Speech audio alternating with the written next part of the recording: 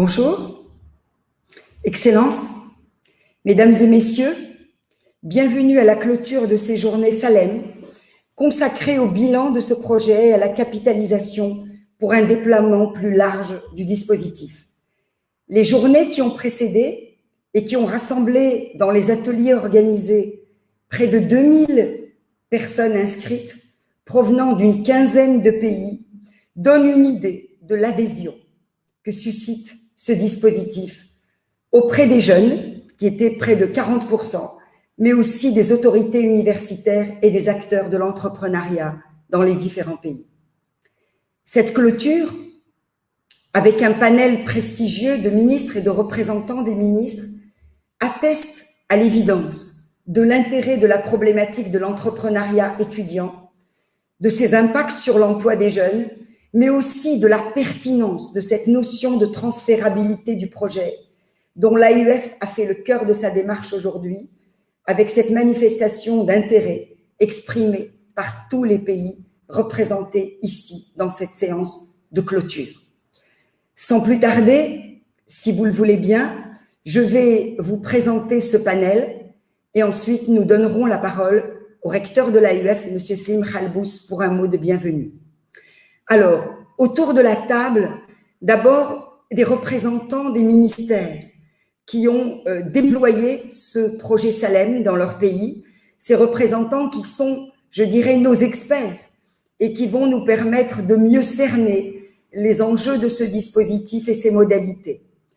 Je pense notamment pour le ministère donc au Maroc, M. Saïd Hamzazi, qui est le ministre de l'Éducation nationale, de la formation professionnelle, de l'enseignement supérieur et de la recherche scientifique du Maroc, et qui est représenté donc par M. Abdelrazak Bensaga, qui est le coordonnateur national des centres de carrière au Maroc.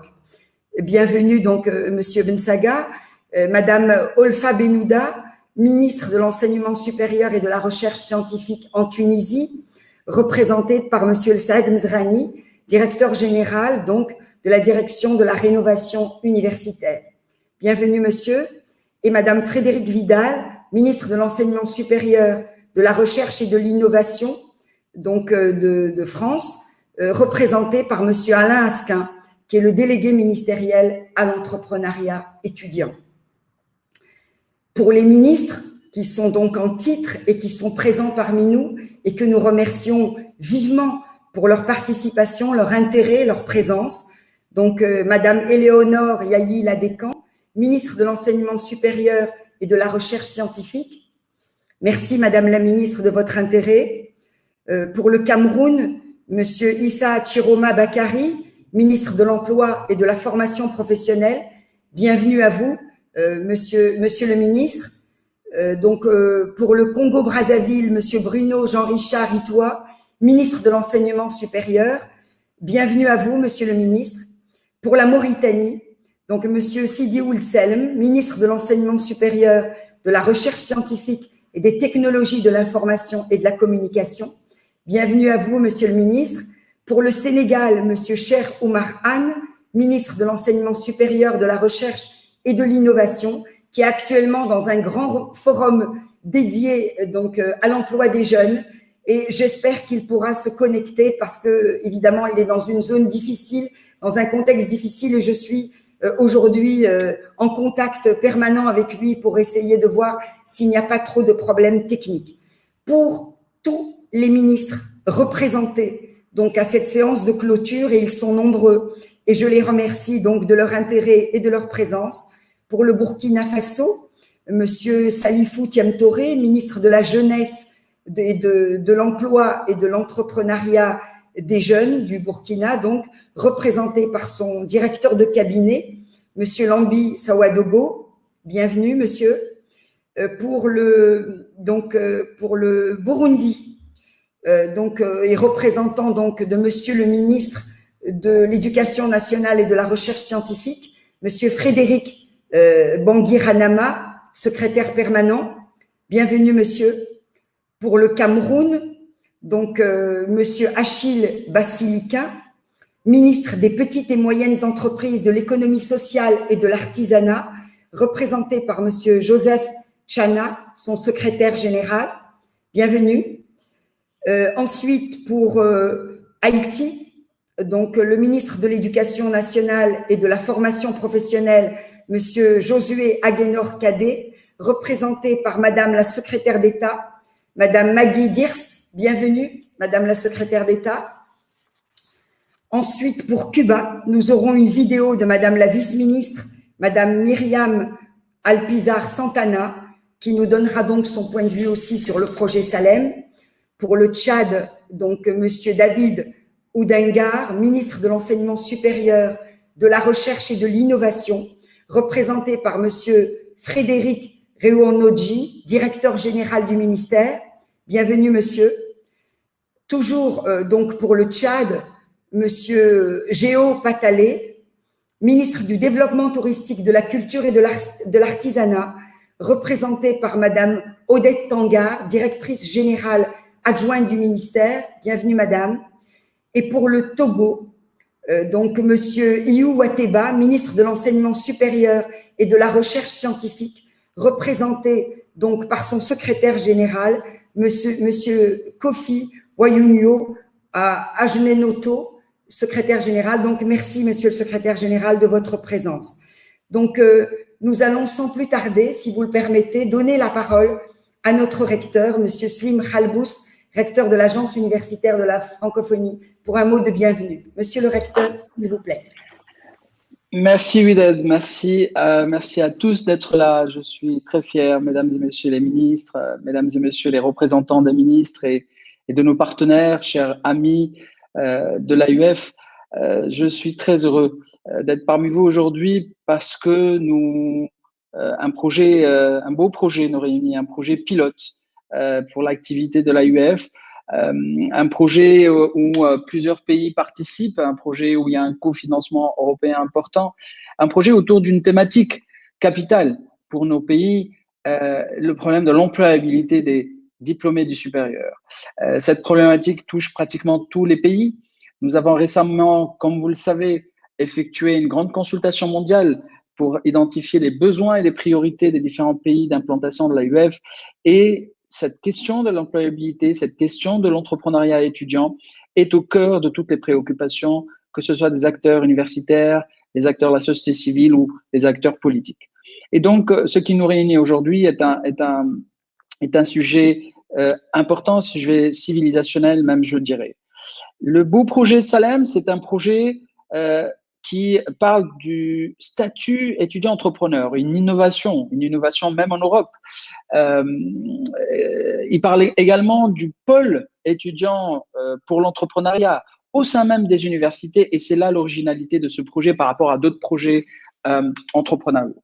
Et donc l'idée aujourd'hui de cette rencontre, c'est de voir dans quelle mesure c'est ce projet pilote qui a réussi dans certains endroits peut être transférable, peut être applicable, moyennant des adaptations nécessaires, bien entendu, c'est toujours le credo de l'AUF, dans d'autres pays et dans d'autres cultures. Nous sommes très heureux aujourd'hui de vous recevoir si nombreux. On est à peu près une quinzaine de pays autour de la table, avec une représentation à très haut niveau. Et cette représentation nous honore parce qu'elle permet à l'AUF, une fois de plus, de montrer non seulement l'intérêt de s'adapter et de s'intéresser à des sujets importants comme l'employabilité et l'entrepreneuriat, mais aussi cette capacité de l'AUF à organiser le partage d'expériences entre nous, entre les universités, entre les experts, entre les pays dans lesquels l'AUF est présente. L'AUF aussi est heureuse de pouvoir montrer que le réseautage scientifique francophone marche bien, que ce soit dans la relation nord-sud ou sud-nord, ou encore mieux, sud-sud. Aujourd'hui, nous avons à côté de la France, deux pays du Maghreb qui ont porté ce projet dans sa phase pilote, dans sa phase test, la Tunisie et le Maroc. Et aujourd'hui, ces deux pays nous montrent la voie, nous disent voilà ce qui a bien marché, voilà ce qui a moins bien marché, voilà comment on a ajusté le tir pour certaines questions. Et ce capital d'expérience nous donne beaucoup de confiance pour aller de l'avant et pour voir dans quelle mesure nous pouvons appliquer cette nouveauté à la fois pédagogique, mais aussi entrepreneuriale pour les universités de l'Afrique subsaharienne et pour les universités également des Amériques du Sud. Parce que, comme le rappelait tout à l'heure Madame la directrice régionale, nous avons non seulement plus d'une dizaine de pays africains francophones autour de la table, mais nous avons également 2 pays de l'Amérique du Sud, Cuba et Haïti. Et puis, alors, avec Togo, le Tchad, le Burundi, le Sénégal, la Mauritanie, le Congo-Brazzaville, Cameroun, Burkina Faso, Bénin, et puis d'autres qui vont nous rejoindre. Je suis donc très fier d'être parmi vous aujourd'hui, de vous écouter, d'écouter les experts faire leur rapport de synthèse pour cette clôture après 4 jours de travail d'un très haut niveau. Nous avons eu le plaisir mardi de faire l'ouverture de cet événement depuis Rabat avec les 2 ministres concernés, c'est-à-dire le ministre marocain qui nous accueillait, Monsieur Hamzazi, au Maroc, mais aussi Madame la ministre Benouda qui a représenté l'enseignement supérieur en Tunisie. Et aujourd'hui, nous sommes fiers de faire cette clôture avec plusieurs ministres de l'Afrique subsaharienne pour étudier ensemble cette transférabilité nécessaire. Et puis donc voilà, je serai avec vous pendant tout cet événement pour pouvoir échanger et voir dans quelle mesure on prend en compte toute l'expérience accumulée depuis quelques années et puis les adaptations nécessaires pour que l'AUF accompagne ces pays d'implantation dans ce beau projet. Voilà, donc je suis à l'écoute et avec vous et à tout de suite. Merci. Merci, Monsieur le Recteur. Effectivement, cette notion de transférabilité est au cœur de cette séance de clôture, donc de ce projet Salem. Je vais sans plus tarder donner la parole donc au premier représentant de pays dans lequel s'est déployé ce projet, Monsieur Abdelrazak Bensaga, s'il vous plaît. Pour le Maroc, vous êtes le coordonnateur national des centres de carrière dans ce pays. Vous avez une expérience aujourd'hui confirmée et nous avons besoin donc de ce retour d'expérience pour essayer de mieux informer donc nos ministres en Afrique, notamment subsaharienne et à la Caraïbe, de cette expérience. Allez-y, Monsieur Bensaga, vous avez la parole. Merci beaucoup, Madame Tba.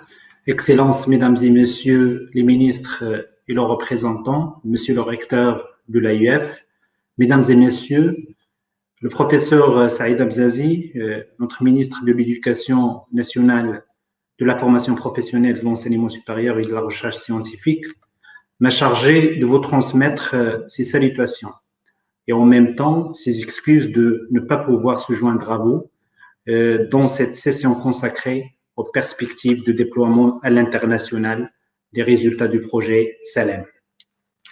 Avant de propos, au nom de Monsieur le ministre, je tiens à rendre hommage et saluer le fort engagement de l'ensemble des partenaires du projet et féliciter l'AUF pour la qualité de la coordination de ce projet qui s'inscrit en droite ligne des priorités stratégiques du système national de l'enseignement supérieur.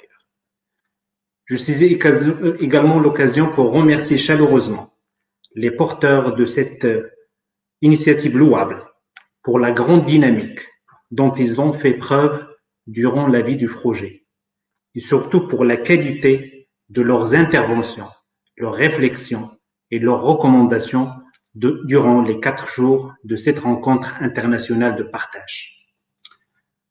Je saisis également l'occasion pour réitérer l'engagement du Royaume du Maroc à contribuer au déploiement international du résultat du projet, et ce à travers un ensemble d'actions, notamment le partage des bonnes pratiques en matière de mise en place du statut national de l'étudiant entrepreneur et des pôles d'accompagnement avec les pays frères et amis de notre continent.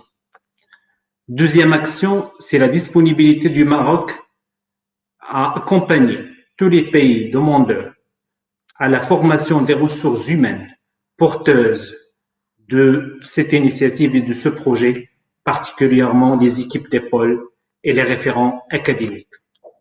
Et en dernier lieu, comme troisième action, le Maroc est prédisposé à contribuer et à mettre à contribution tous les programmes de coopération bilatérale en matière d'enseignement supérieur qui lient le Royaume avec des pays frères et amis, notamment en Afrique et au Moyen-Orient.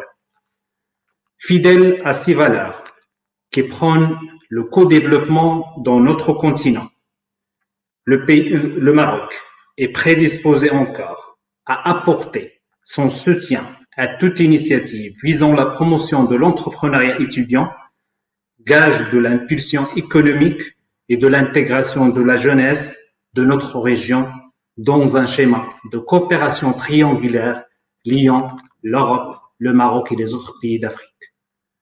Partant de ce principe et grâce à la convention cadre qui vient d'être signée entre notre ministère et l'AUF et aux accords de coopération qui lient notre pays avec la France, la Tunisie, la Belgique et la Roumanie qui sont directement impliqués dans le projet pilote, ainsi qu'avec d'autres pays, notamment la majorité des pays d'Afrique et d'ailleurs, plusieurs actions peuvent être menées conjointement dans ce sens pour l'avenir de nos pays respectifs et l'épanouissement de nos jeunes. Excellences, Mesdames et Messieurs les ministres, Monsieur le recteur, Mesdames et Messieurs, je vous remercie de votre attention. Merci beaucoup, Monsieur Bensaga, pour cette volonté affichée d'accompagner d'autres pays, donc dans la perspective d'un redéploiement international, donc de ce programme Salem. Merci de cette bonne volonté, merci aussi de cette synergie que vous affichez avec les autres partenaires du projet. Donc, je vais sans plus tarder donner la parole à Monsieur Saad Mzrani, donc pour la Tunisie. Monsieur Mzrani, vous êtes le directeur général donc à la direction de la rénovation universitaire et vous êtes évidemment un des grands référents du projet Salem. Vous avez la parole, monsieur. Merci, madame. Monsieur le recteur de l'AUF, monsieur Bensaga, messieurs les ministres et secrétaires généraux des différents ministères de l'enseignement supérieur et de la recherche scientifique dans différents pays, amis et frères. Madame Olfa Belouda vous transmet ses sincères salutations. Elle n'a pas pu être présente parmi nous aujourd'hui. Je la remplace pour vous exprimer nos remerciements. Nos remerciements qui s'adressent en premier lieu pour cette organisation magnifique en ligne pendant ces 4 jours. C'est vraiment une occasion très particulière qui nous a permis d'échanger sur différents aspects de ce projet. Nous remercions également l'AUF et monsieur le recteur pour cette belle initiative. Les experts, les collègues des 2 pays, le Maroc et la Tunisie, qui sont investis dans ce projet pendant 4 ans. Mais nous sommes très fiers de pouvoir y participer. Je remercie également les présidents des 2 universités tunisiennes, de Carthage et de Sfax, pour leur engagement dans ce projet et leur équipe. C'est une belle expérience structurante pour nous, parce que l'expérience autour de l'entrepreneuriat n'a pas commencé avec ce projet SAR. Elle est de longue date, mais c'était des expériences très diversifiées, parfois mal structurées. Avec le réseau de 4C qui a été développé en Tunisie, les 4C, c'est les centres de carrière et de certification de compétences. Nous avons pu impulser cette initiative entrepreneuriale et surtout par la structuration qui a pu être possible avec le projet Salem. Nous avons vécu une expérience à plusieurs niveaux. Certainement, le tout autour de la promotion de l'employabilité de nos étudiants. 2 universités sont engagées. 3 autres vont commencer la semaine prochaine.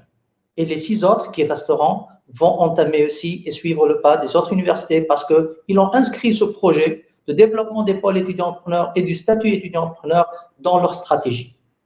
Le rôle du ministère était un rôle très important pour avoir une vision, une stratégie cadrer et accompagner, bien sûr, tout ce projet et les universités dans différentes phases, avec possibilité d'échange de bonnes pratiques entre les universités, travailler sur les aspects juridiques et les conventions. Tout ça, c'était le rôle du ministère. Le rôle des universités et des établissements était un rôle plutôt de mener un projet entrepreneurial, de le mettre en live et sur le terrain et d'appliquer certaines consignes des experts, mais aussi en se basant sur leur expérience passée.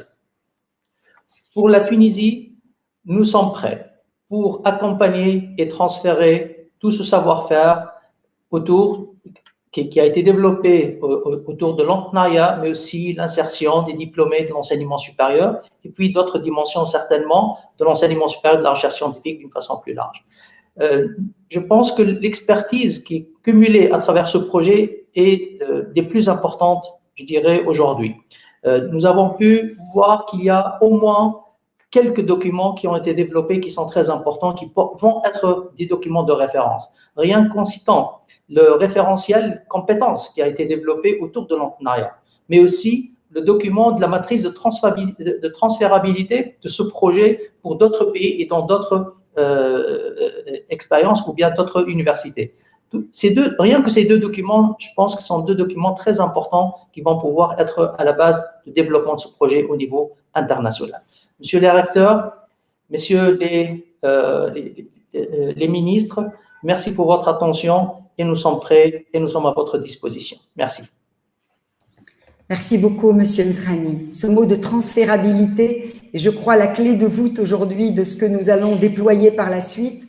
Cette bonne volonté, cette synergie donc entre les différents pays qui ont vécu cette expérience Salem et aussi cette volonté, encore une fois, de partager cette expérience avec d'autres pays. Merci beaucoup, Monsieur Mzrani. La parole est sans plus tarder à Monsieur Alain Asquin. Donc, pour la France, vous avez, Monsieur Asquin, une expérience donc de plus longue date peut-être sur cette question de l'entrepreneuriat étudiant. Vous avez la parole pour vous exprimer à ce sujet. Merci. Merci. Mesdames et messieurs les ministres et leurs représentants, monsieur le recteur de l'AEF, chers collègues, chers étudiants, que c'est nombreux à nous suivre aujourd'hui, Madame Frédérique Vidal, ministre de l'Enseignement supérieur, de la Recherche et de l'Innovation, regrette de ne pas pouvoir se joindre à vous pour cette session de clôture et vous présente ses très chaleureuses salutations. Elle m'a demandé de bien vouloir la représenter et de répondre ensuite à vos questions. L'entrepreneuriat étudiant est évidemment un sujet majeur de l'enseignement supérieur en France. Il est désormais intégré dans la stratégie de la très grande majorité des établissements, qu'il s'agisse d'universités ou d'écoles. Il ne s'agit pas seulement d'accompagner des jeunes à la création d'entreprises, évidemment. L'ambition est de créer des conditions pour leur donner confiance dans leur capacité d'initiative dans un monde complexe qui a besoin de la contribution de chacun. Au-delà de la posture, il nous faut aussi leur proposer des compétences techniques, comportementales et relationnelles concrètement acquises par la mise en action de projets créatifs. Ces nouvelles qualifications renforcent les compétences métiers qu'ils ont apprises pendant leurs études. Elles sont un formidable vecteur pour améliorer la qualité de l'insertion professionnelle de ces jeunes, qui est vraiment le mot-clé. Un référentiel de compétences a d'ailleurs été mis en place pour attester de ces acquis. Ils seront ainsi irrigués de leur esprit d'initiative les entreprises, les associations, mais également les administrations existantes par l'intrapreneuriat dont ils feront preuve. Ils participeront à la dynamique de l'emploi par la création de leur propre structure. Ils répondront à de nombreux défis en croisant de manière originale des solutions économiques, sociales, écologiques ou culturelles. Après la création du statut national de l'étudiant entrepreneur en 2014 et la mise en place d'un réseau de 33 pôles entrepreneurs étudiants que nous appelons des pépites sur le territoire français, notre ministre a souhaité en 2019 renforcer encore sa politique en faveur de l'entrepreneuriat étudiant. Elle a appelé d'abord à un fort passage à l'échelle pour toucher encore plus d'étudiants. Elle a demandé à ce que les actions soient encore plus inclusives et elle a aussi souhaité que les critères de qualité soient renforcés pour permettre d'assurer le meilleur niveau de service aux étudiants et aux jeunes diplômés partout sur le territoire. Par leurs actions en faveur de l'entrepreneuriat étudiant, ce sont également les établissements qui se sont transformés. Cette culture entrepreneuriale infuse et elle les amène à s'organiser par projet, à solliciter les initiatives de toutes les catégories de personnel et à davantage coopérer avec les partenaires de leur territoire. C'est l'expérience acquise pendant toutes ces années dans les établissements et à travers le réseau Pépite que nous proposons d'apporter au projet de transfert. Comme pour le projet Salem, qui a été conduit avec grande efficacité par l'AEF, c'est dans le partage que nous avons été amenés à réfléchir à nos propres pratiques et à progresser. Nous voudrons continuer de progresser avec les pays candidats au transfert et à nous inspirer également de leurs propres expériences. Madame la ministre m'a demandé de suivre et d'accompagner tout particulièrement ce projet. Nos vœux de réussite accompagnent tous les pays qui vont s'engager dans cette formidable aventure. Je vous remercie. Merci beaucoup. Merci, Monsieur Asquin. Là encore, synergie, transférabilité. Nous sommes sur des mots-clés. Nous allons beaucoup les répéter. Nous avons besoin, durant cette séance de clôture, vraiment d'essayer de mettre en place quelque chose, un dispositif, une façon de faire. Et donc, vos retours d'expérience seront très utiles à Madame, à Messieurs les ministres pour aller de l'avant. Donc, je voudrais, sans plus tarder, si vous voulez bien, donner la parole aux ministres en titre présents à cette séance de clôture, que je remercie encore une fois pour leur engagement. J'aurais volontiers donné la parole aux femmes d'abord, Donc, la priorité pour moi est évidente. Donc, Madame la ministre, Madame Éléonore Yailly-Ladécan, ministre de l'Enseignement supérieur et de la Recherche scientifique, j'espère, Madame la ministre, que vous êtes connectée et que nous pouvons vous donner la parole tout de suite. Merci.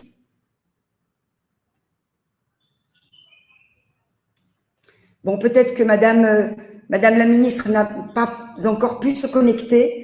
Dans ce cas, sans plus tarder, je donne la parole à un grand ami de l'AUF et un ministre sur lequel nous comptons beaucoup pour déployer ce dispositif, Monsieur le ministre Sidi Ould Selem, ministre de l'Enseignement supérieur, de la Recherche scientifique et des technologies, de l'information et de la communication. Monsieur le ministre, nous allons avoir un grand plaisir à vous écouter. Allez-y. Merci Widad, c'est bien gentil. Bonjour à tous les ministres, bonjour à monsieur le recteur, mon frère Slim. Je suis très heureux d'être parmi vous. Je regrette ne pas avoir eu le temps de participer à tous les travaux de cette grande problématique. D'abord, je vous félicite, l'agence, l'AIF et tous les experts et tous les partenaires de ce projet. C'est une question, une problématique au cœur de l'action de notre mission, parce que c'est le dernier maillon de la formation, et donc tous les problèmes d'employabilité, d'adéquation, formation-emploi trouvent leur sens dans cette action. D'abord, nous sommes preneurs de ce projet. Je suis un réceptacle et la Mauritanie est candidate à accepter, d'accompagner, de recevoir ce transfert d'expérience vécu par nos frères amis, aussi bien marocains que tunisiens. Et je suis sûr que la problématique ne s'arrête pas à des expériences comme ça. Je pense qu'il y a de sérieux problèmes de méthodologie dans nos méthodes d'enseignement, de mission de l'université, de la formation universitaire, de recherche d'une certaine ingénierie pour comprendre les marchés, qui est un marché mutant. Les métiers se transforment. Et donc, il faudrait que l'université s'adapte aux réalités du marché. Les métiers sont en train de changer, les besoins du marché sont en train de changer, les compétences et donc nécessairement les formations doivent adapter. Donc, c'est une vraie problématique, mais aussi, je pense que c'est ça le génie de l'homme et l'université doit changer, elle doit s'adapter à ces réalités et elle doit plus promouvoir l'entrepreneuriat des jeunes et faciliter l'insertion sur le marché. Mais je suis sûr que tous ensemble et avec l'AIF et avec cette première expérience, avec l'expérience française qui ont déjà des pôles bien développés, pouvons réfléchir ensemble et travailler ensemble pour concevoir les différents leviers sur lesquels il faut travailler. Moi, je suis sûr qu'il y a un travail à faire avec l'analyse du marché de chaque pays, bien sûr, mais avoir une méthodologie, à faire un référentiel métier, qualification, compétences, mais dans une vision même dynamique, prospective aussi des évolutions des métiers, et un feedback sur les curricula, un feedback sur la méthodologie d'enseignement en connectivité avec les employeurs et avec les entreprises. Donc, c'est une vraie problématique et je pense que les l'AIF tous un cœur, que l'enseignement, ce n'est plus seulement les amphithéâtres, ce n'est plus seulement des cours et des TD, des TP, c'est plus que ça aussi, l'entrepreneuriat et plus en plus de la vie sur le marché. Donc, je pense que c'est un très bon projet et nous affichons notre disponibilité à être un laboratoire d'expérience et nous sommes prêts à collaborer avec l'AIF, avec les autres partenaires pour être partenaires de ce projet. Je tiens à remercier le docteur Slim, que je salue au passage, et tous les acteurs et les experts de ce projet. Je vous remercie. Monsieur le ministre, merci de votre confiance. Merci aussi de cette adhésion. Ça veut dire qu'il faut y aller en Mauritanie. Le projet sur l'entrepreneuriat étudiant vous interpelle, vous intéresse. Et donc, nous allons faire effectivement de la Mauritanie un interlocuteur privilégié dans le cadre de ce déploiement du projet à l'international. Merci beaucoup, Monsieur le ministre. Merci de votre présence. J'espère que vous aurez encore tout à l'heure des questions à poser donc à nos différents experts du Maroc, de Tunisie, de France concernant donc leur vécu, leur ressenti par rapport à ce qui a été fait dans leur pays. Je vais sans plus tarder donner la parole donc à Monsieur le ministre Monsieur Issa Chiroma Bakari, ministre de l'Emploi et de la Formation professionnelle du Cameroun. Monsieur le ministre, vous avez la parole. Et merci de votre présence et de votre participation à cette séance de clôture. Je voudrais, d'entrée de jeu, exprimer gratitude et reconnaissance pour l'opportunité que vous me donnez à prendre part à cette séance de clôture. Lorsque le projet Salem a été porté à ma connaissance par mes collaborateurs, j'ai brûlé d'impatience de savoir de quoi ça retournait en raison de la problématique dont nous sommes porteurs au Cameroun. Je suis le ministre en charge de l'emploi et de la formation professionnelle et à ce titre, ma responsabilité consiste donc à la mise en œuvre de la politique nationale de l'emploi, mais également de la loi qui gouverne la formation professionnelle de manière globale. Ici au Cameroun, le ministre en charge de l'emploi et de la formation professionnelle est confronté à l'inadéquation entre l'offre de l'emploi et la disponibilité de la main-d'œuvre pour répondre à cette offre. Une manière de donc dire que la question de l'employabilité des jeunes, l'entrepreneuriat des jeunes, le réseautage, tout ce qui a été dit tout à l'heure nous intéresse et nous interpelle. C'est avec beaucoup d'impatience que je suis prêt à accueillir le projet Salem. Je viens avec humilité et respect vers vous pour dire que je ne suis pas un émetteur d'opinion, mais plutôt un récepteur. Parce que tout ce qui a été dit nous intéresse et nous interpelle. Qu'il vous plaise donc de venir au Cameroun. Nous sommes prêts à recevoir donc ce projet. Nous sommes prêts à le découvrir. Mes collaborateurs, moi-même, et l'ensemble des ministres au Cameroun en charge de la formation d'une manière ou d'une autre. Nous allons donc focaliser l'attention sur ce projet porteur d'espoir.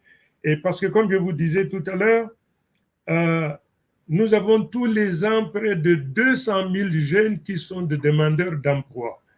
Malheureusement, ces jeunes ne trouvent pas tout de suite d'emploi parce qu'ils sont porteurs, ils ont une qualification universitaire qui ne satisfait pas à l'attente du marché. Et à contrario, le marché nous offre des centaines de milliers de possibilités que nous ne pouvons pas accueillir pour la bonne et simple raison que les demandeurs d'emploi n'ont pas les métiers, n'ont pas la qualification dont le marché a besoin.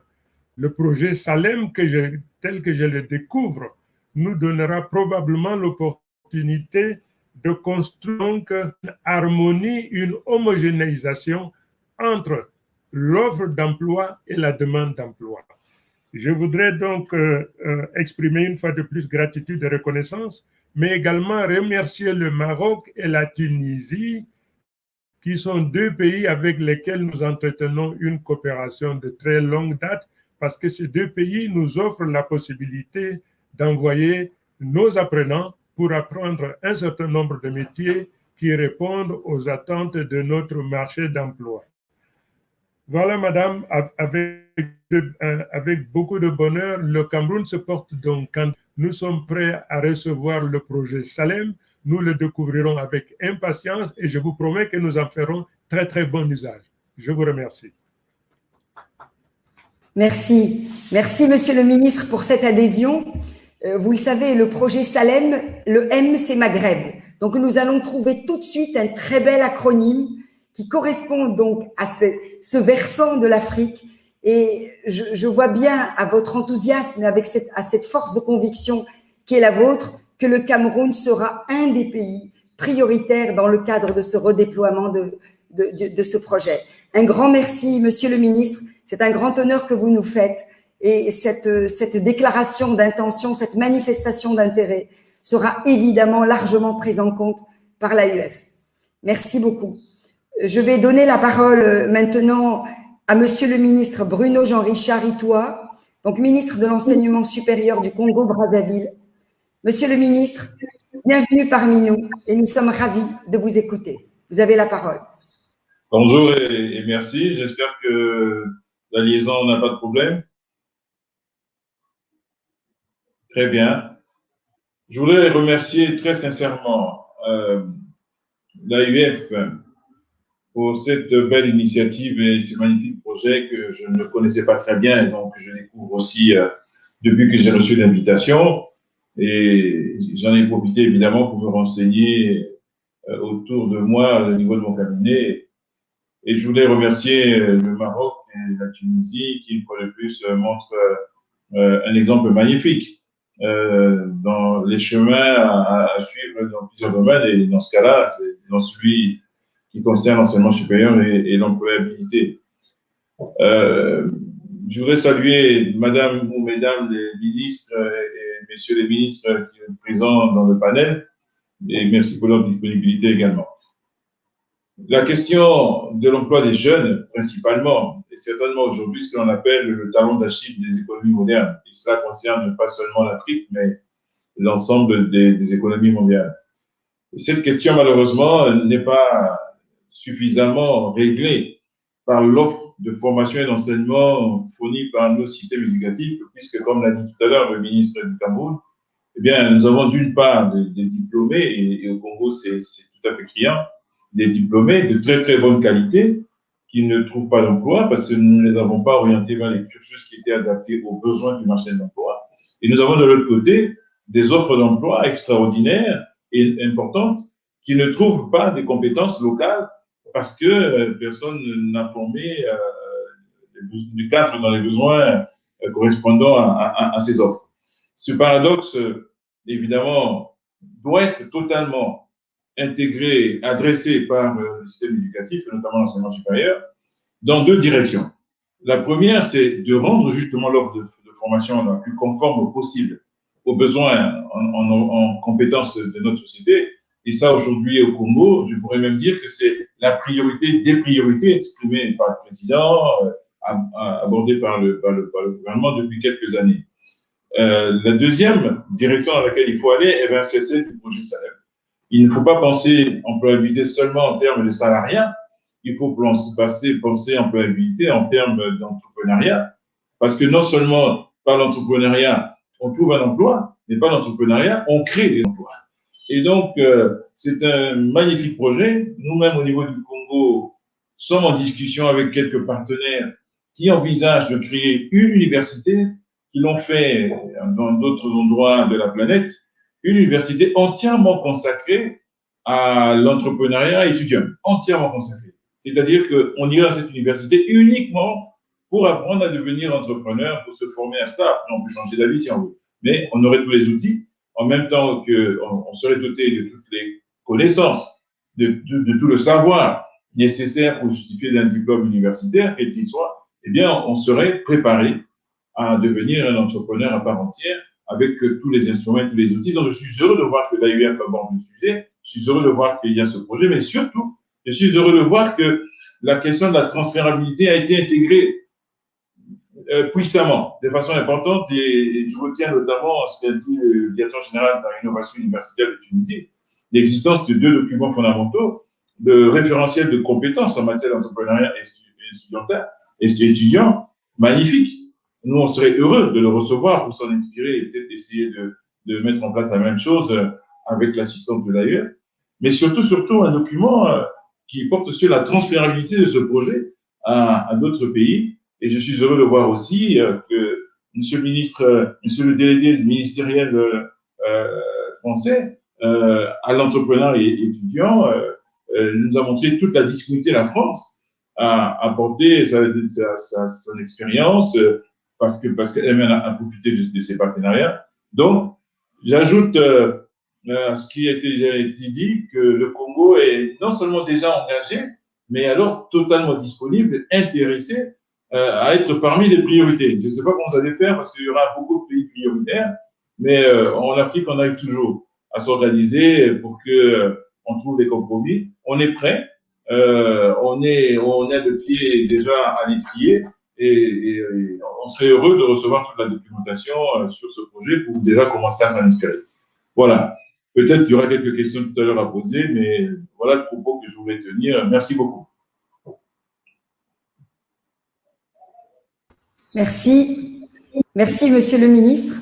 Je pense que c'est un moment, c'est un aboutissement, cette séance de clôture, et je pense que pour les gens qui ont porté ce projet aussi bien au niveau de l'AUF qu'au niveau des différents pays où s'est déployé ce dispositif, sont aujourd'hui heureux de voir cette adhésion, cette envie donc de partage d'expérience que vous manifestez, Monsieur le Ministre, ainsi que vos homologues dans les différents pays africains.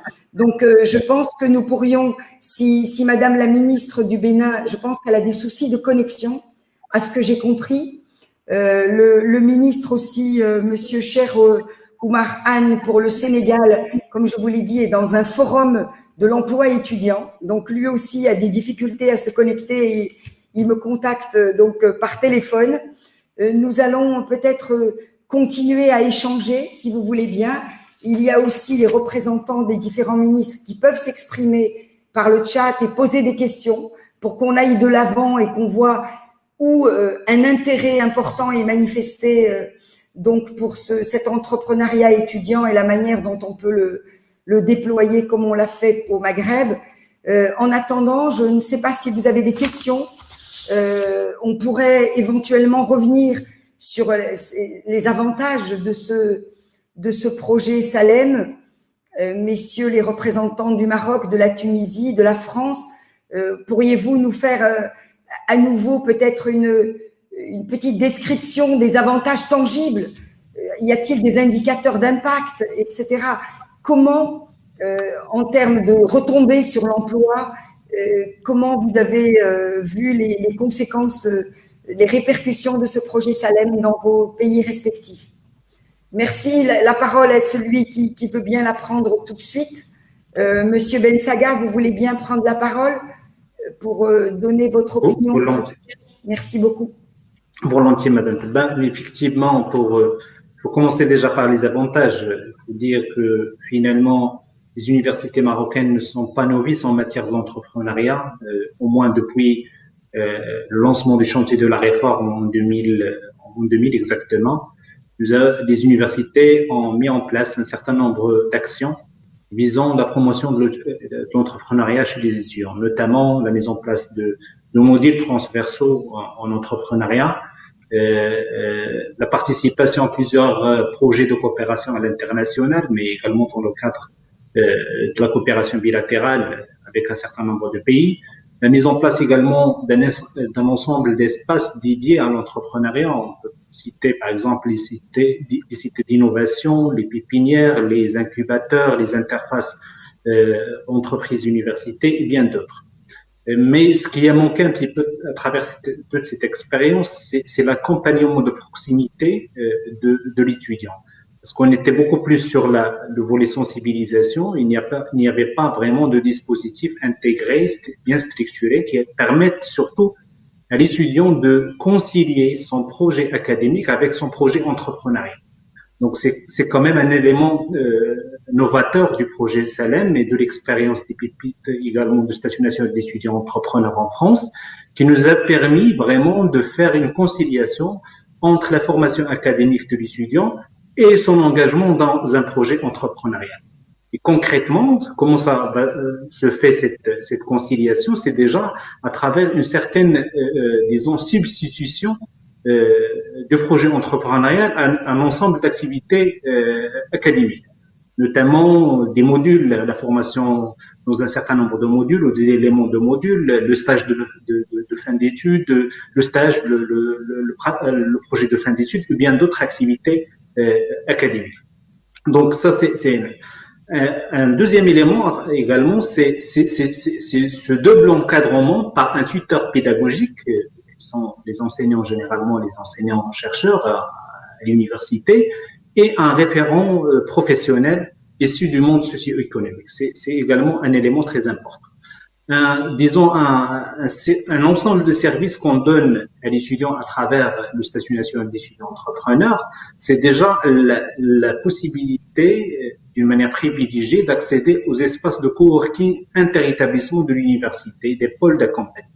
C'est quelque chose de très intéressant, très important par rapport déjà à l'accès aux services d'accompagnement de proximité et bien sûr à tout ce qui va avec en termes de dispositifs, notamment tout ce qui est prix d'excellence, de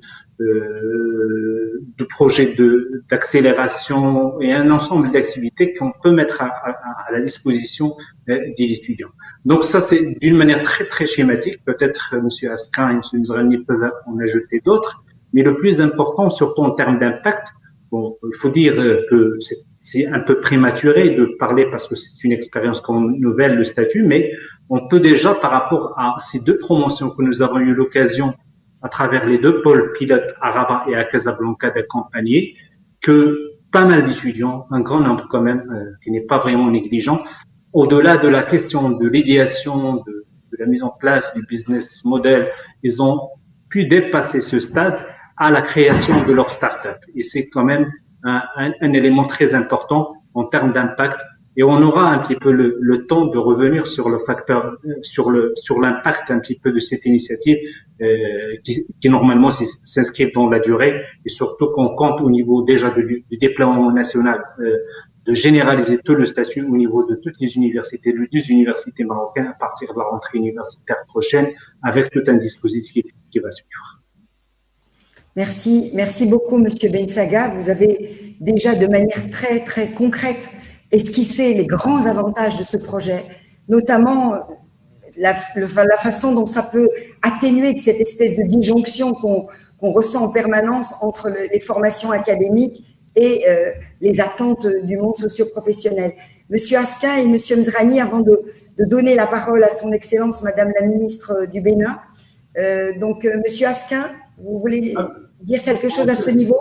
Volontiers, je vais être bref, mais c'est vrai qu'il y a évidemment un impact sur l'emploi, par l'employabilité, et je ne saurais trop recommander d'ailleurs tous les pays qui s'engagent dans cette voie à mettre en place dès le début de l'expérience des outils d'évaluation. Alors ils sont au long cours puisque ce sont des cohortes d'étudiants qu'il faut suivre. Nous sommes en train de mettre en place un dispositif là avec un observatoire national de l'insertion professionnelle en France, et ces données sont ravis de les partager d'ailleurs avec les pays qui seront intéressés.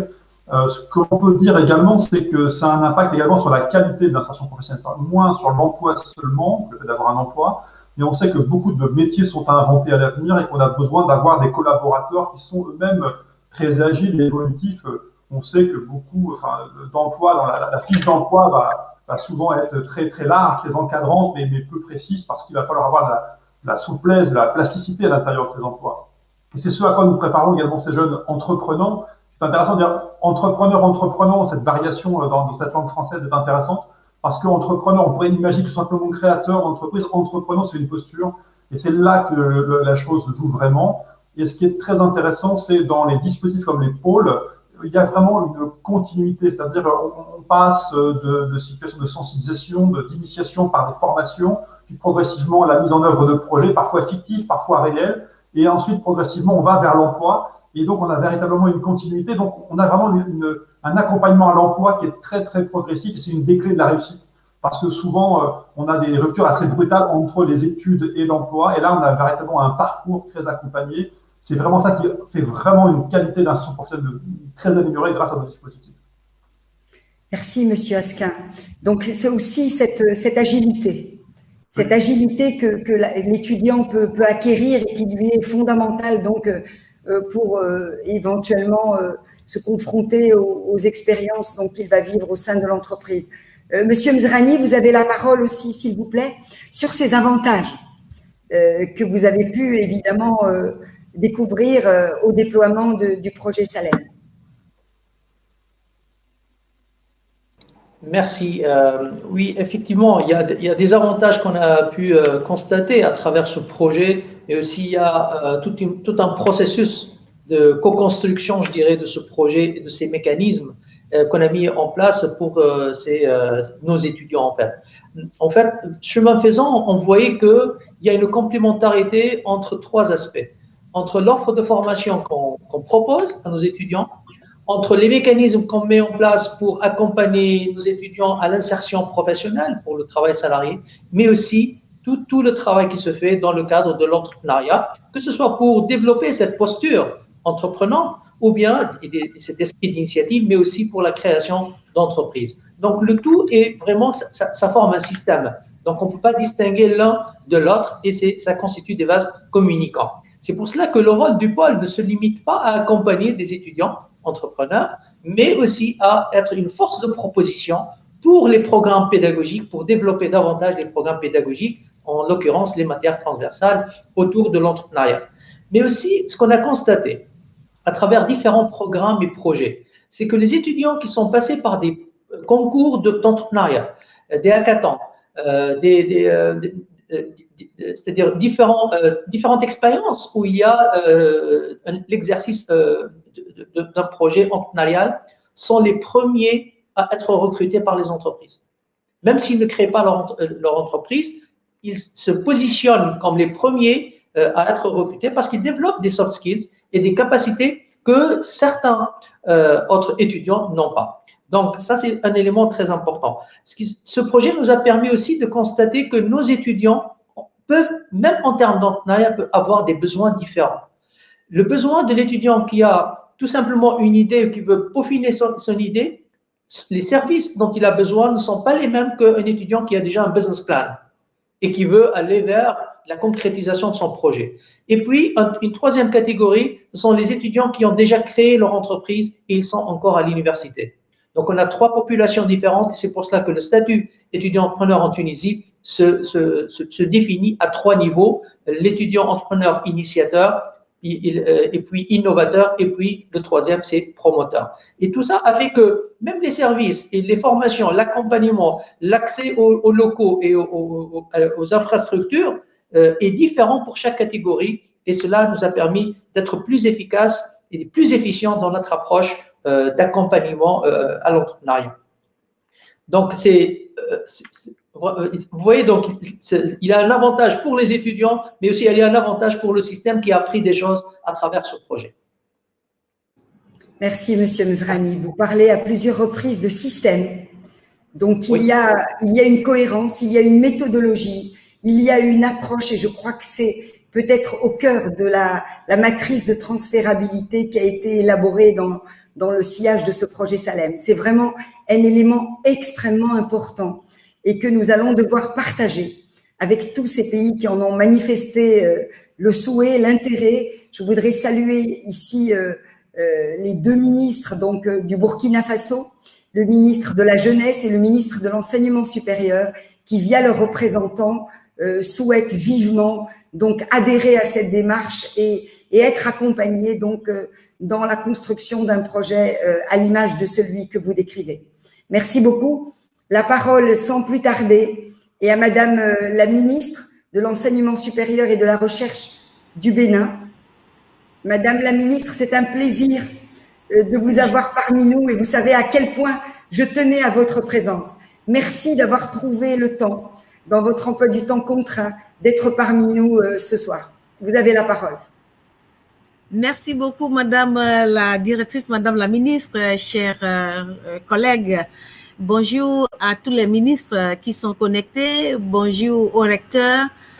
J'étais pas là effectivement au début parce que le programme est devenu très contraignant et nous sommes également, comme vous le savez très très bien, en pleine campagne électorale. Donc, je venais de m'entretenir avec les enseignants, les étudiants un peu loin d'ici. Et donc, j'ai demandé que mes collaborateurs puissent donc se connecter pour répondre à cette invitation que j'ai trouvée très intéressante. Et c'est pour cela que je voudrais saluer les initiateurs, saluer tous les partenaires et surtout vous qui avez accompagné cette merveilleuse démarche. Et oui, effectivement, nous partageons le même constat pour ce qui concerne l'insertion professionnelle de nos diplômés. Effectivement, l'écart se fait de plus en plus profond. Le creux se renforce davantage entre la formation que nous donnons et justement les besoins du monde du travail. Et donc, ça fait que, évidemment, nous avons plus de diplômés qui reviennent dans les maisons que ce que nous espérons. Et donc, je félicite cette initiative qui rejoint fortement notre constat et surtout l'ambition de chef de l'État, notre président, le président Patrice Talon également au Bénin, qui fait donc de cette bataille, de cette thématique une priorité. Comment arriver à donner aux apprenants donc ce qu'il leur faut, les outils nécessaires avec leur propre implication pour mieux les accompagner et être sûr de ce que leur insertion serait plus facile. Donc, c'est ce que moi j'ai trouvé de très, très, très bien dans cette initiative. Et le Bénin, comme les autres pays, ne se fera pas donc attendre. Donc, il va rejoindre la belle démarche pour que nous puissions former ce capital donc de diplômés intéressants, avertis des questions de développement. Au Bénin, c'est vrai que nous avons près de 20 000 étudiants que nous sortons chaque année, 20 000 diplômés chaque année, de façon globale. Et le vrai problème qui reste là et qui fait que je pourrais également revoir les statistiques, c'est ce problème de statistiques, évidemment. Nous avons des statistiques qui ne sont pas souvent rendues actualisées. Nous avons ce défi. Mais pour le moment, lorsque nous regardons les grandes projections, nous sommes autour de 20 000 diplômés que nous sortons par année. Et il est clair que dans ces 20 000 diplômés, le taux d'insertion continue d'être recherché. Nous n'avons pas encore tous les éléments d'appréciation pour savoir comment ça se passe. Et vous le savez, c'est sûr que vous êtes confrontés aux mêmes réalités, à savoir que une fois sortis les dispositifs d'accompagnement et surtout de suivi ne sont pas toujours au rendez-vous. Chaque université, dans les universités, on n'est pas nécessairement outillé et ambitieux à ce point de mettre en place un dispositif de suivi de nos diplômés. Et c'est devenu une réalité depuis quelques années en termes de vision. Et nous pensons que dès les années qui viennent, nous allons devoir mettre ce dispositif en place dans toutes les universités pour garder donc le contact avec nos diplômés. C'est le cordon ombilical, on ne peut pas s'en passer. Et plus ils sont insérés, plus eh bien, nous sentons véritablement bien. Voilà ce que j'ai voulu dire très rapidement à l'entame, parce que je suis tombée directement là-dessus comme ça. Mais s'il y a des questions très pratiques, je pourrais me consacrer à la réponse de cela. Et je profite pour vous remercier, Madame la Directrice, puisque avec vous, nous avons également échangé sur l'importance des jeunes diplômés, ce que nous leur donnons. Lorsqu'il était question, pendant que nous sommes en pleine épidémie de la COVID, et où nous avons mis à leur disposition un outil de communication qu'est la plateforme de e-learning, en même temps, nous étions intéressés de voir comment ils s'accrochent, comment cet outil les accompagne. Est-ce qu'il n'y a pas des poches d'exclusion? Et vous étiez là, vous avez répondu spontané à notre appel et vivement que cela puisse réellement aboutir. Nous avons rendu compte au gouvernement et le président de la République en était très fier. Donc, tous les regards sont braqués sur nous pour sortir cette étude et voir comment nos innovations accompagnent réellement nos apprenants. Merci, Madame la Directrice. Merci, chers collègues ministres. Je ne sais pas qui sont les ministres qui sont connectés, mais je vous salue très, très, très bien et je salue tous les participants. Merci. Merci, Madame la Ministre. Je sais avec quelle énergie vous portez les projets et la vision qui est la vôtre. Merci de votre confiance, merci de cette adhésion. Je voulais, si vous le permettez aussi, au nom de Monsieur le Ministre de l'Enseignement supérieur, de la Recherche scientifique et de l'Innovation du Sénégal, qui est, comme je vous l'ai dit, contraint, qui est actuellement dans un forum organisé loin de Dakar pour justement l'emploi des jeunes. Et il m'a chargé de vous dire à quel point il était favorable au déploiement de ce projet au Sénégal et à quel point il souhaitait donc que son pays soit accompagné pour cette transférabilité du projet au sein donc des grandes universités du Sénégal. Donc je voudrais, il nous reste à peu près une quinzaine de minutes. Je ne sais pas si vous souhaitez qu'on revienne plus précisément sur un point, la question des pôles, par exemple, du déploiement des pôles, sachant que monsieur le recteur de l'AUF, monsieur Slim Khalbous, qui tient par-dessus tout à ce projet d'entrepreneuriat étudiant, va prendre la parole donc à la fin de cette session pour parler très concrètement de la façon dont cette transférabilité peut s'opérer et de ses enjeux. Donc, nous pouvons éventuellement donner la parole encore, si vous voulez bien, à d'autres, à nos experts. Quel panel merveilleux, monsieur le recteur. On ne peut qu'être heureux pour cette session de clôture.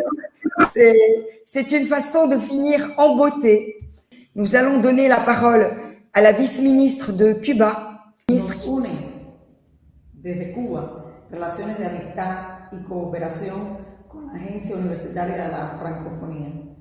Hemos desarrollado proyectos e intercambios y desde Cuba estamos enviando un saludo a los miembros del proyecto Erasmus Plus Salem y estamos abiertos a intercambiar conocimientos y formación de jóvenes, talentos con competencias y habilidades que nos permitan globalizar el conocimiento. Las relaciones establecidas hasta hoy dan fe de la seriedad y el intercambio fructífero que hemos logrado con nuestras universidades, lo cual también podemos ampliar. Desde Cuba, nuestros saludos. Éxitos en sus proyectos.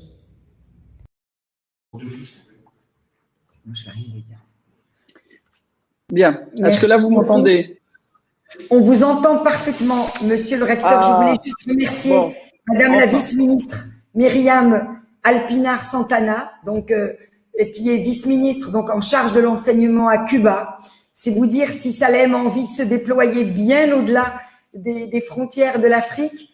Donc, merci madame la vice-ministre pour votre intérêt et pour ce mot de clôture, de cette session de clôture, monsieur le recteur de l'Agence universitaire de la francophonie. Allez-y, monsieur le recteur, nous sommes à votre écoute. Merci beaucoup. Désolé pour ce problème technique. Alors, je disais, pour conclure, je pense qu'il y a deux mots-clés qu'on devrait retenir ensemble, c'est transférabilité du projet et adaptabilité du projet surtout. Oui, vous avez fait allusion tout à l'heure à mon attachement particulier à cette notion d'entrepreneuriat universitaire. Effectivement, moi-même, ayant été parallèlement à la fac et parallèlement aux études universitaires, j'ai été aussi entrepreneur dans une autre vie.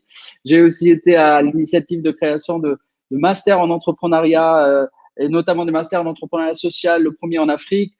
Bref, c'est un sujet que je connais et que j'apprécie beaucoup. Alors, le voir devenir aujourd'hui une priorité absolue dans plusieurs pays, c'est ce qui ressort de la consultation mondiale que l'AUF a menée, me réjouit particulièrement. Alors, quelques quand même peut-être conclusions importantes à retenir aujourd'hui.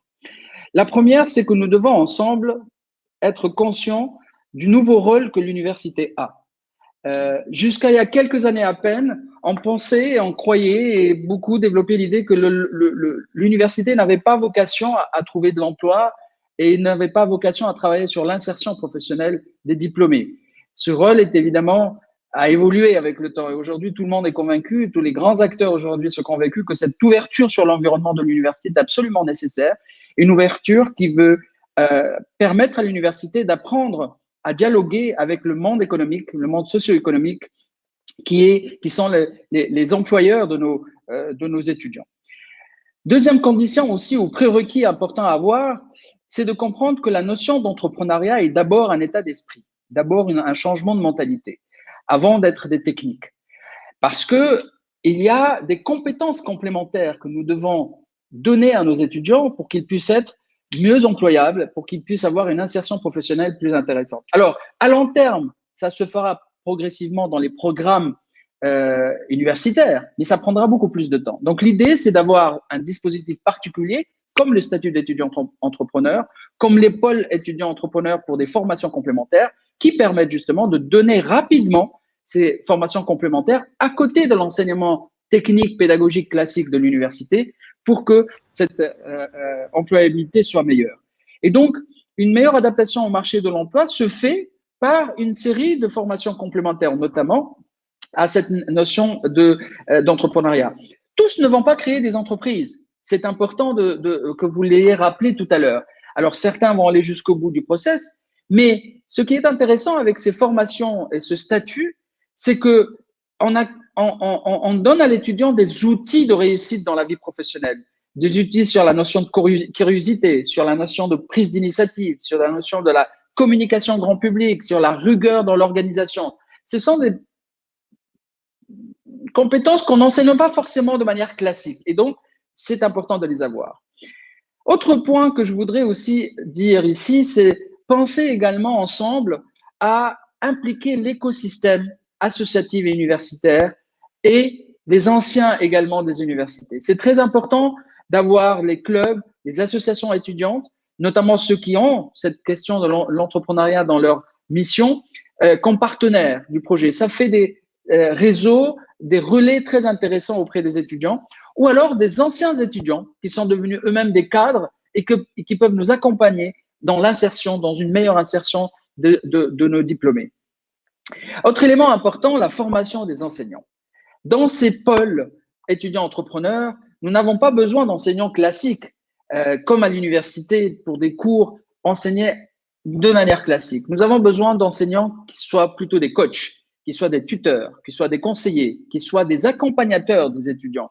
Ce sont également des compétences complémentaires et c'est pour ça que l'AUF offre, avec ce programme d'étudiants entrepreneurs, des formations d'accompagnement aux enseignants pour qu'ils soient des coachs d'insertion professionnelle, justement. Et c'est des compétences également nouvelles pour un certain nombre d'enseignants que nous allons faire.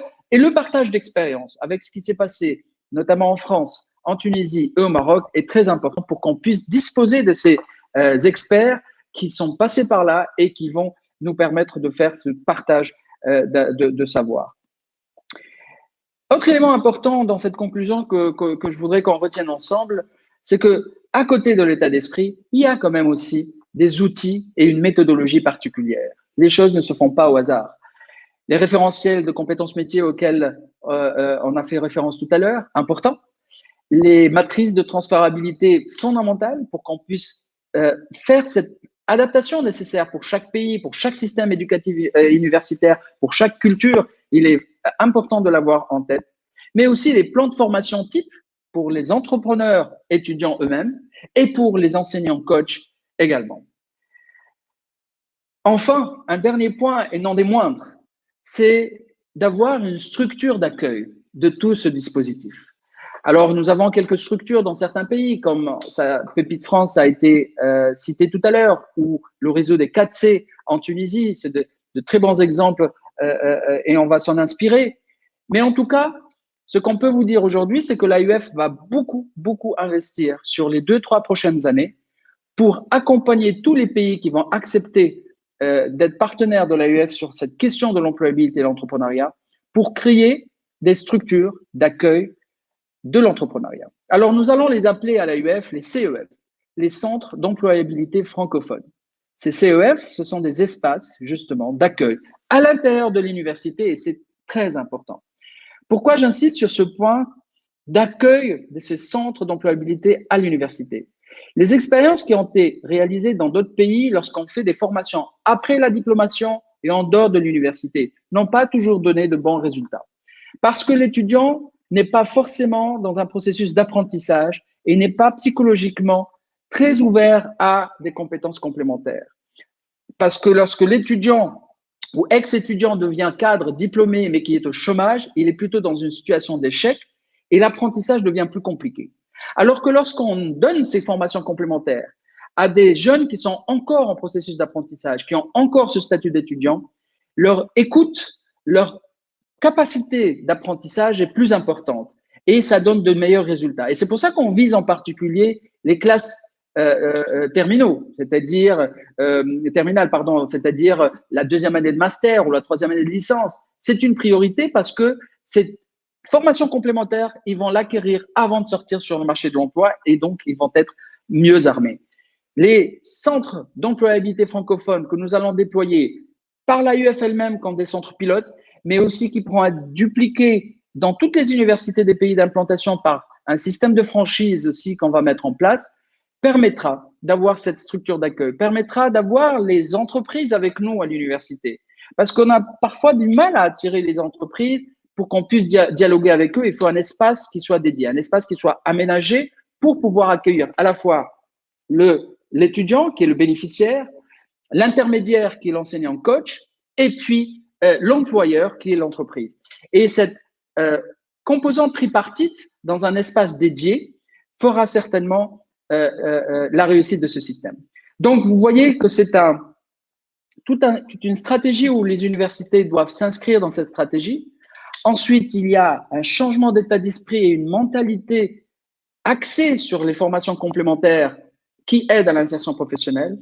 Ensuite, il y a un écosystème à construire avec les associations, les entreprises autour de l'université. Préparer les enseignants pour qu'ils aient la formation nécessaire qui demande des compétences différentes de l'enseignement classique. Avoir ces outils de très haut niveau qui accompagnent des grilles de lecture, des référentiels qui nous permettent d'avoir une certaine normalisation de l'approche. Et puis enfin, une structure d'accueil qui accompagne tout cela. Voilà un petit peu le menu de la réussite de ce projet. Nous allons tâcher à mettre en place tout cela avec vous. Je suis ravi, vraiment, très sincèrement, de voir toute cette adhésion aujourd'hui de différents ministres qui ont pris la parole et des représentants des ministres qui ont pris la parole. C'est un projet qui sera au cœur de la nouvelle stratégie de l'AUF 2021-2025.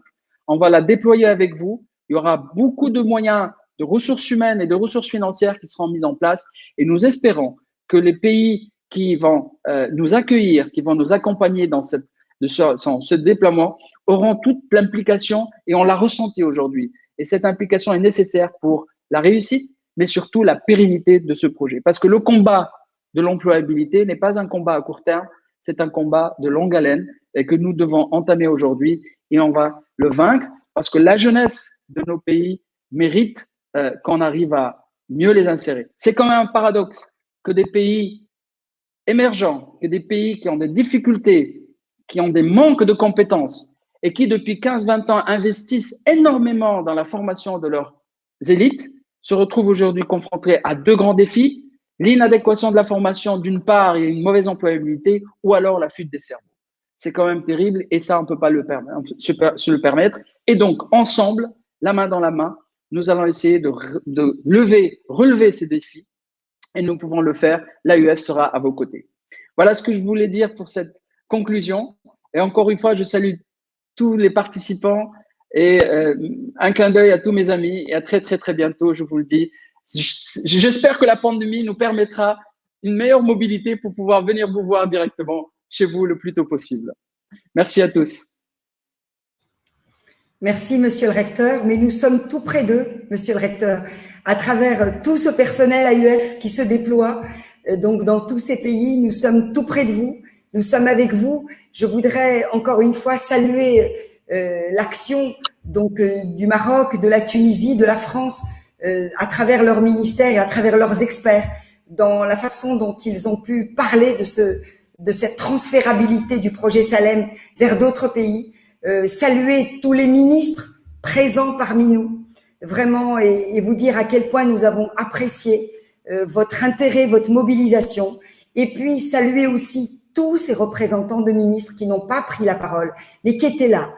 Monsieur le recteur, je voudrais vous rappeler que, outre la Mauritanie, le Bénin, le Cameroun, le Congo-Brazzaville, nous avions évidemment bien d'autres pays, le Burundi, le Sénégal, le Burkina Faso, le Togo, le Tchad, Haïti, Cuba, qui sont avec nous et qui sont donc en attente de cette transférabilité du projet.